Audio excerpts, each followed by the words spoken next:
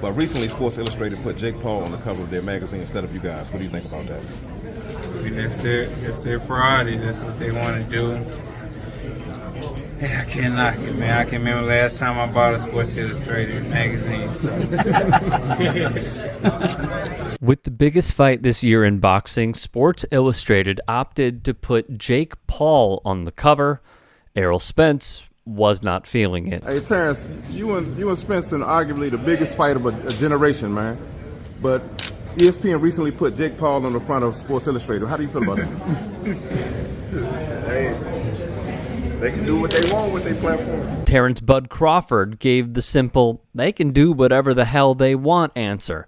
Kevin Cunningham, a famous trainer in the world of boxing, would tweet, one of the most anticipated fights in the last decade takes place July 29th. Where's Errol Spence versus Terence Crawford, Sports Illustrated? So let's break this down. Sports Illustrated has had different ownership throughout the years. And the rumor mill was spinning when allegedly a bunch of tech bros bought into it. And now they're putting a lot of their stuff behind a paywall. They did it previously, but many esteemed journalists and reporters were axed. This is the new wave of media. Now, let me just be very clear. We did a story previously about how Sports Illustrated put the likes of Martha Stewart on a cover, and they put Elon Musk's mom on the cover. They are doing this by any means necessary to grab attention and sell their product. Does it potentially fall in line with new ownership? Maybe. Do I think that the Spence-Crawford fight could have benefited from putting both of them on the cover or putting one of them on the cover and having a detailed story? Yes, because I do believe that those stories will continuously sell, as well as having the marketing and promotion to put into this fight, because boxing is good. Trust me. There are all these different spin-offs and all these different promotions. We just did a story on Alex Stein being a troll. We have covered Ryan Garcia. I have called some fights. I am telling you, the boxing scene is healthy. It is very, very good, and it's growing. The way that it grows, though, is by grabbing the novice fans. It's by grabbing those who said, oh, this is supposed to be the fight of the year? Yeah, sure, I guess I'll tune in. You have to pull the moderates, right, in your direction in order to get them to participate, have conversations, ask questions, research. And like the promotional game is so interesting because you don't want to leave no stone unturned. This is part of it. Do I think they probably pitched Sports Illustrated on a cover story about Errol Spence or Terence Bud Crawford? Not sure. I would hope they did. But for Sports Illustrated, in my opinion, to put someone like Jake Paul on the cover over an esteemed, world-class, 2 Hall of Famers, by the way, boxers that are participating, future of course, in this bout, is odd.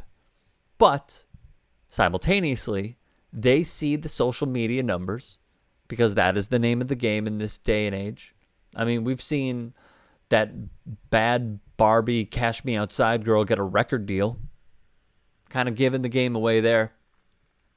One of the best quotes I saw was in a Real Sports segment on Jake Paul, where Eddie Hearn of Matchroom Boxing said to his face, "You will never be world champion." There was a promotional body who, I believe it was the Jake Paul-Tommy Fury fight, was fought for like some belt that they just created in order to say, hey, you're fighting for a belt.